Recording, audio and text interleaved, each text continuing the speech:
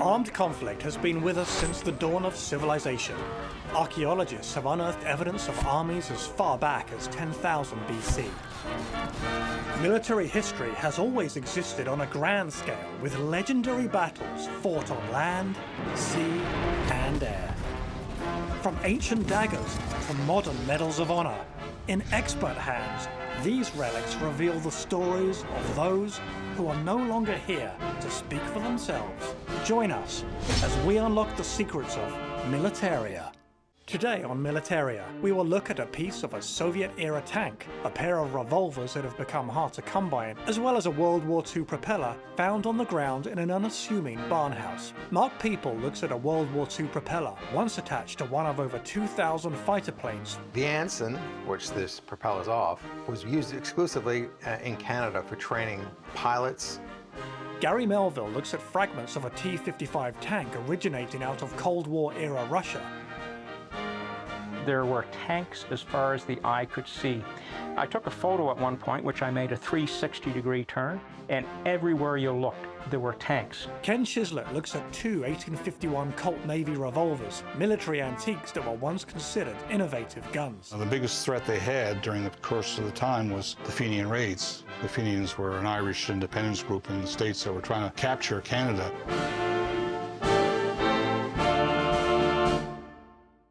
Well, I'm Bill Thompson, and what I brought in today was two 1851 Colt naval revolvers.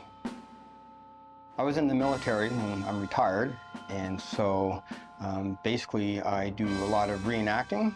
I'm with the Atlantic Canadian Military History Association, and we do reenacting mainly between the Korean War and the Second World War. Well, I got them through a friend who knew that I collected military antiques, and particularly firearms as well. Colt is one of the world's most famous manufacturers of firearms.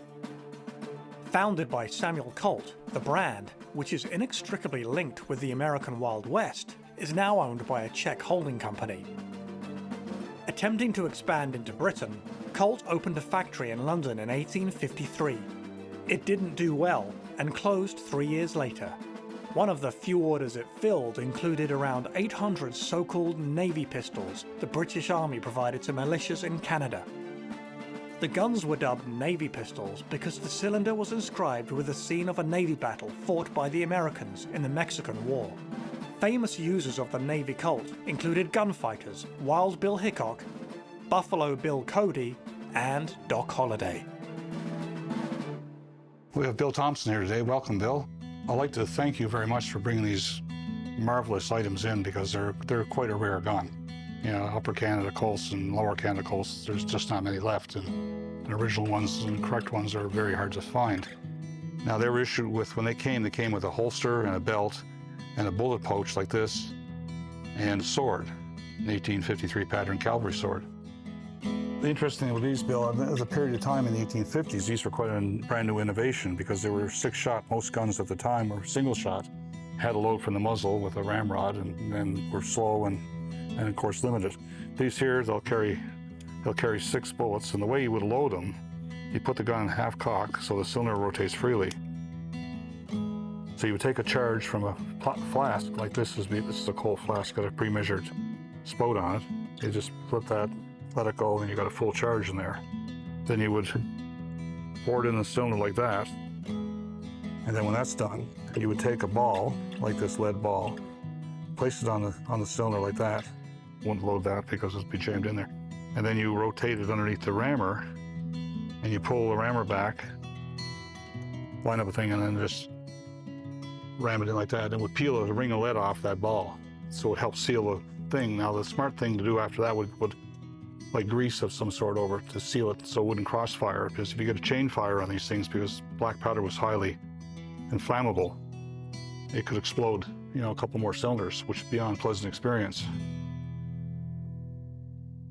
Now, a lot of these things were faked over the years, and so some enterprising individuals years ago bought up a bunch of these guns in the cylinder range that were commercial ones, then stamped them, made up the stamps, but they never duplicated an ordnance inspector stamp, which you'll find in the inside curve of the grip. They were looking at a specific thing, and it was like to find out if it was a forgery or not. Because believe it or not, I mean, the world is the world. People forge these things, and it turned out to be the real deal. This little tiny stamp on the handle on the wood is what kind of sealed the deal. So would these be among the first firearms purchased by the government in response to the Militia Act? Okay, so, and all, just cavalry troops had these? Or Yeah. would it, okay. Yeah, cavalry would carry them. Up until the mid-1850s, you know, Canada was, of course, a British colony and relied on British troops, the British military to protect them. Then when you had the Crimea War break out in 1854, the British wanted to sort of make Canada more responsible for their own defense, so they said, please get this done. There's only about 1,000 troops in Canada back at that time, so they formed a much larger thing, and these guns here were issued to a mounted cavalry for Upper and Lower Canada, Quebec and Ontario. Now, the biggest threat they had during the course of the time was the Fenian raids. They made a number of raids across the border right up until 1875 was the last one, I think, if I recall correctly. The Fenians were a group of Irish fighting for independence of Ireland. And their plan was to invade Canada, take it over, and then hold it hostage and trade it back to Britain for Ireland, free Ireland. So Britain say, okay, you can have Ireland independent and we have Canada back. That was their whole plan. And they made a number of sorties into Canada, and there was a number of skirmishes and fights where, you know, people were killed. But the Fenians never had much success, you know, in this whole endeavor.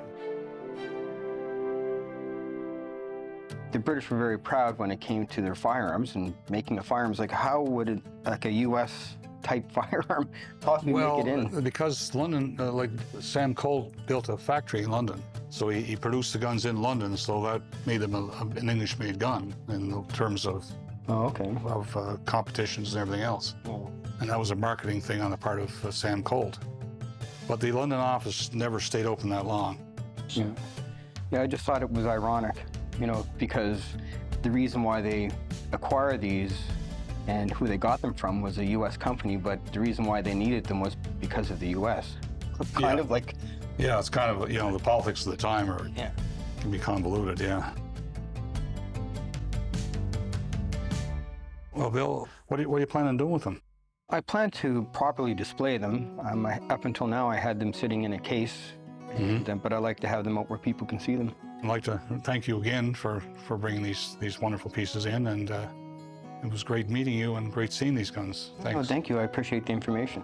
They were used for the defense of Canada with, you know, the Fenian raids and other items of the border. But they are a significant historical piece of Militaria, and they're quite rare, and it's great to see them. And a lot of people wouldn't have an idea what they were until they saw them, so it might just broaden their knowledge. Coming up on Militaria. There were tanks as far as the eye could see. I took a photo at one point, and everywhere you looked, there were tanks.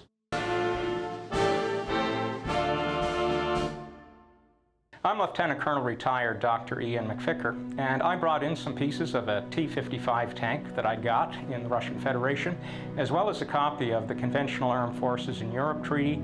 I served in the Canadian Armed Forces for 42 years, and I served in J3 Arms Control Verification from 1993 to 1998. In the aftermath of the Second World War, a new kind of war was born, the so-called Cold War. The term applied to more than 40 years of geopolitical tensions between the Western world, led by the United States, and the Eastern Bloc nations, led by the Soviet Union. The Cold War saw the rise of NATO and the now defunct Warsaw Pact. Though not an armed conflict in its own right, the Cold War fueled proxy wars that were sponsored and sometimes fought by the East and West, including the Korean War and Vietnam. It led to nuclear proliferation, construction of the Berlin Wall, and the Cuban Missile Crisis. Historians mark the dissolution of the Soviet Union in 1991 as the end of the Cold War, though some might argue little has changed in the 30 years since. So welcome to Militaria, Ian, and I was wondering if you could take a few moments and explain what we see in front of us and how you managed to acquire them. Sure. I brought in pieces of a T-55 tank, as well as a Russian winter hat, a copy of the Conventional Armed Forces in Europe Treaty, as well as a machine gun box with plastic links from a T-55 tank. This particular item is the commander's vision block of a T-55 tank. The way it would work is that this would be in the tank, and the commander will be in the turret like this, and then turning to look for targets. And how did you acquire all these items? This particular one I got at the St. Petersburg reduction site. Petersburg was really interesting because there were tanks as far as the eye could see. I took a photo at one point, and everywhere you looked, there were tanks.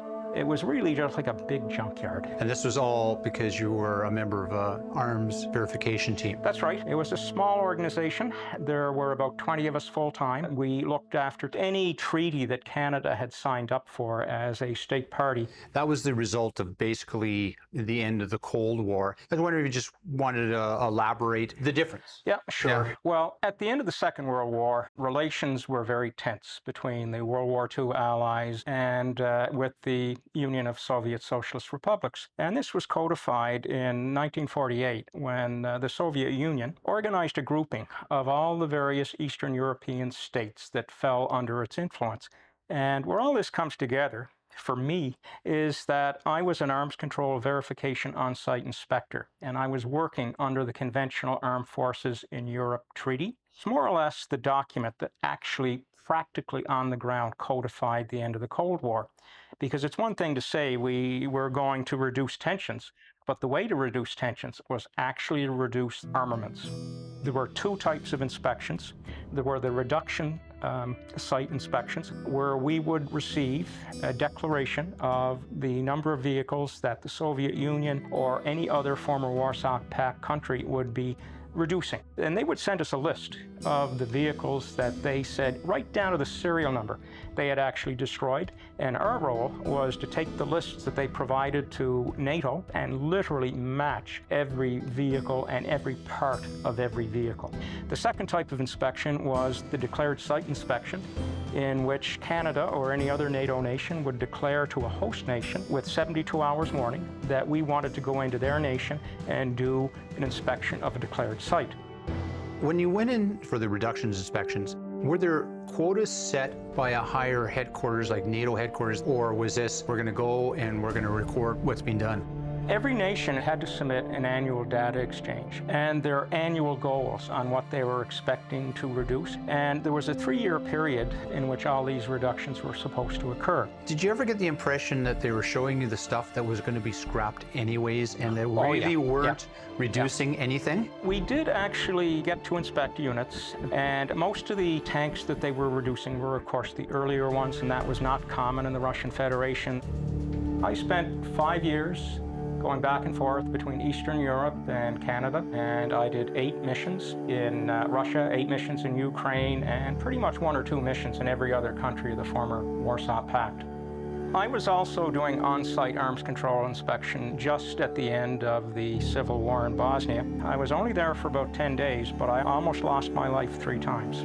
On one particular inspection, I noticed that one of the nations had actually committed a treaty violation. There was an item of equipment which they were not supposed to have. We had to get evidence of this, and we knew that the escort team leader had a background in counterintelligence, and we figured that he was there to stop us. This man was not stupid. He knew what was happening, and he ran over, yelling, "Espion, espion!" In about 2 seconds, I had a 9mm pistol about 5 feet from my face, and I could see the tension in his finger on the trigger. I thought to myself, think good thoughts, think good thoughts.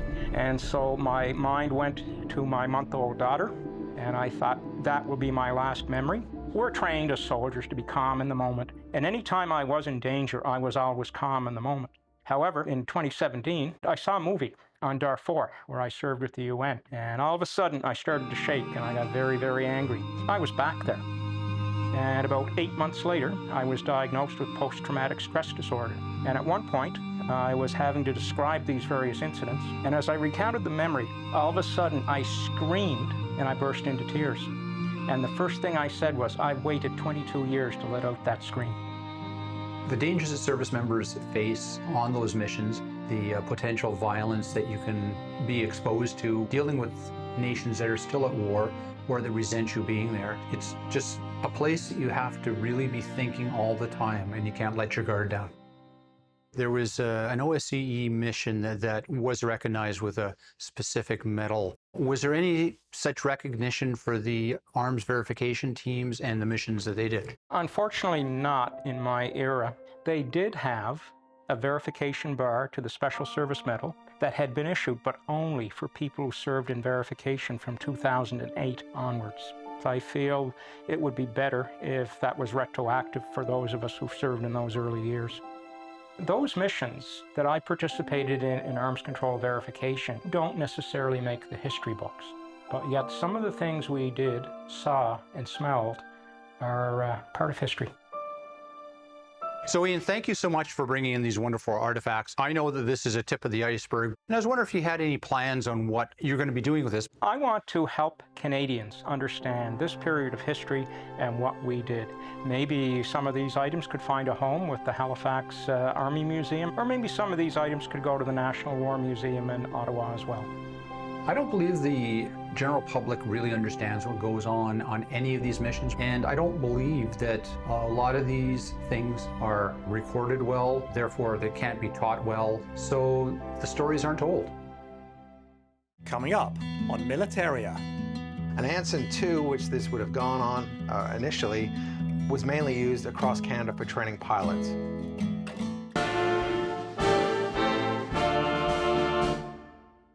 My name is Case Vandenhoek, and I brought in what I think is a World War II propeller. I'm an antique dealer, so I go around buying things, and I was in a house. It was actually an old converted barn, and there's this propeller on the ground. And I was like, hey, I like that.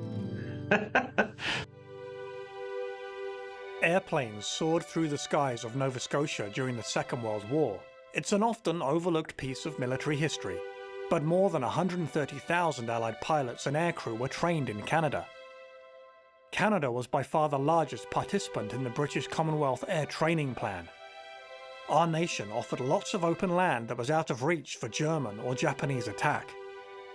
In Nova Scotia, aircrew were trained at bases in Debert and Greenwood, as well as at a flight school in Stanley near Windsor. Relief landing fields were set up at Maitland and Waterville, and a naval air gunner school operated in Yarmouth. Among the training planes used here was the twin-engine Avro Anson, 400 of which were manufactured in Amherst.